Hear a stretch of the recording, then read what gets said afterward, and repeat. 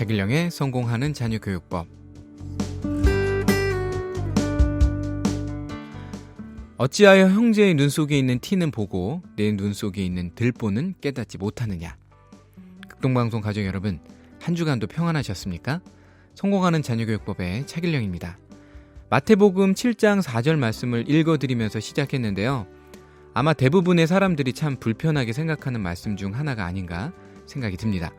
한 번은 저희 집사람이 아이를 너무 심하게 나무르는 것 같아서 당신 애들한테 너무 심하게 몰아붙이는 것 같아. 감정 조절이 잘 안 되나 봐. 이렇게 이야기를 했었거든요.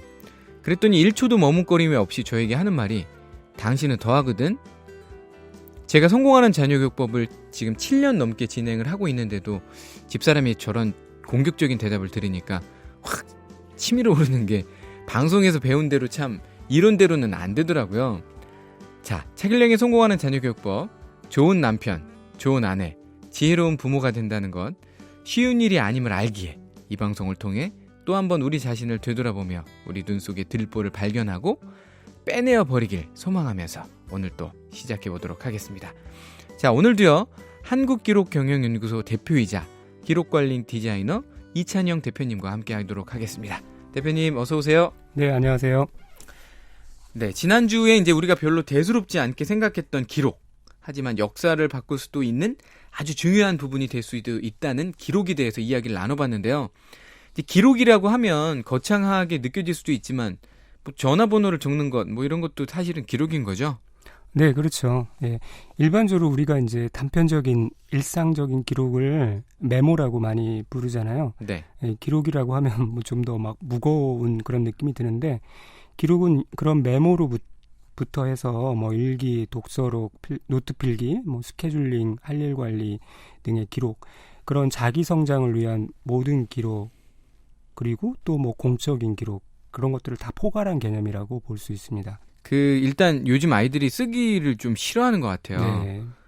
저희 가족도 이번에 가족여행을 여름에 다녀와서 네. 아이들한테 좀 느낌을 좀 남겨보자. 네. 이렇게 해서 이제 여행에 대한 감상문을 좀 쓰라고 시켜본 적이 있거든요. 네, 네, 네.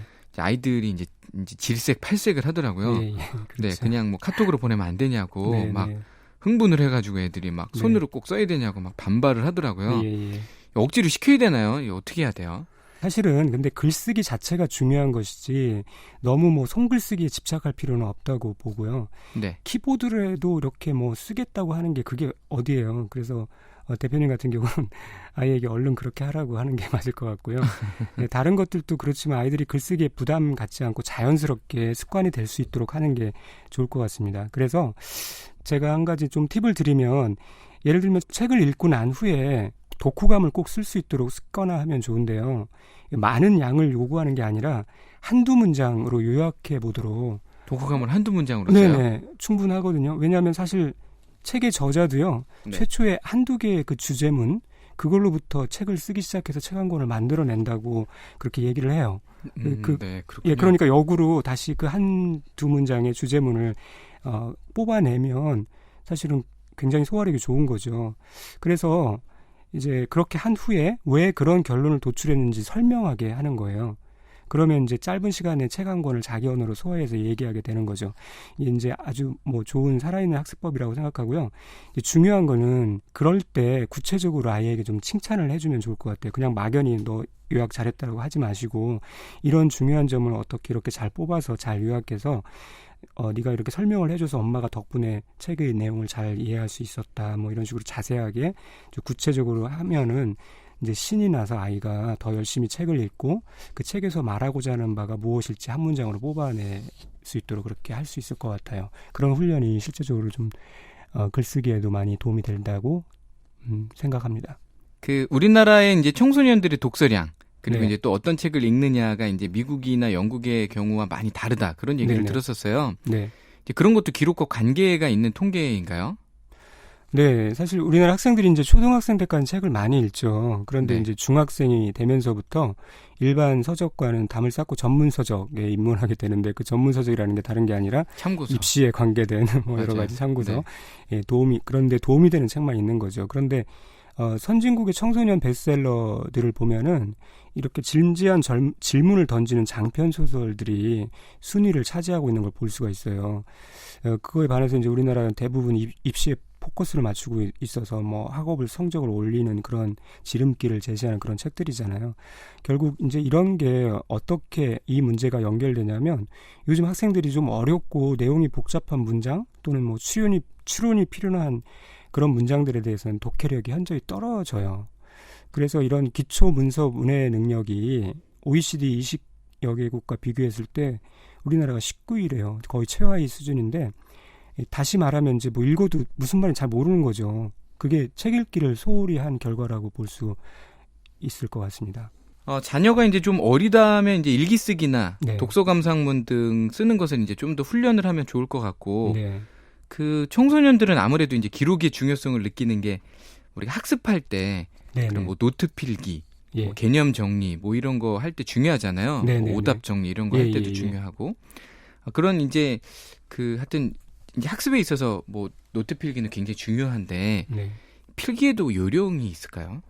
일단 수업 시간에 기록을 잘 하는 것이 이제 적극적인 경청 방법인 거죠.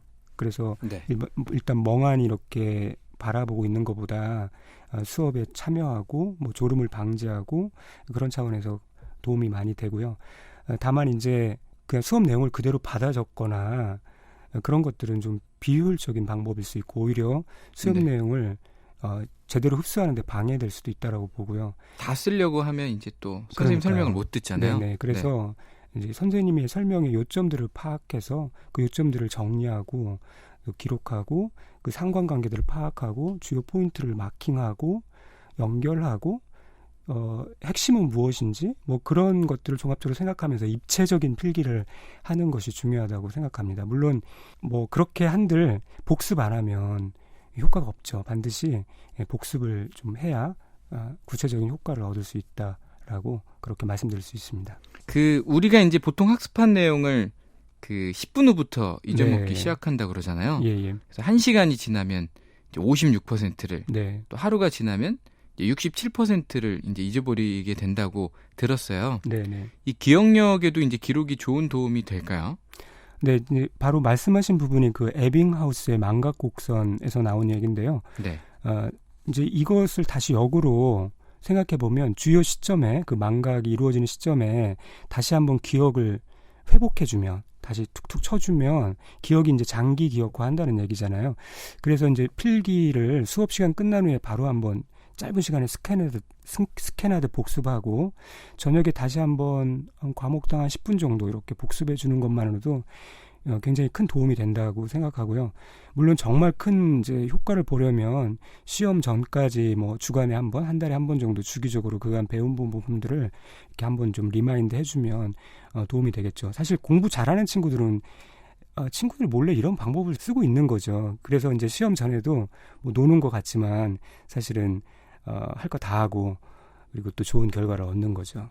저는 학생들을 오랫동안 이제 가르쳐 보니까 되게 특이한 사실을 발견했어요. 그러니까 필기를 하든 안 하든 펜을 쥐고 있는 애하고 펜을 놓고 있는 애하고의 집중력이 다르다는 거는 제가 오랫동안 보니까 확실히 다르더라고요. 그러니까 펜을 쥐고 있는 애는 이제 쓸 준비를 하고 있는 거예요. 언제든 안 쓰더라도. 그런 애들은 눈빛부터가 다르더라고요. 쓰면 느려지고 느려지면 분명해진다라는 말이 있습니다.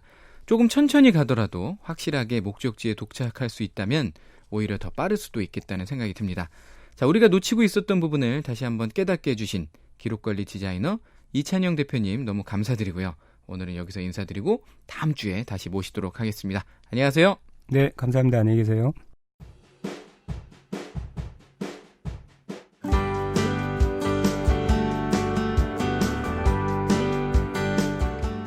오늘 차길령의 성공하는 자녀교육법 방송에 대한 청취 소감을 본방송 사연 참여 게시판에 남겨주세요.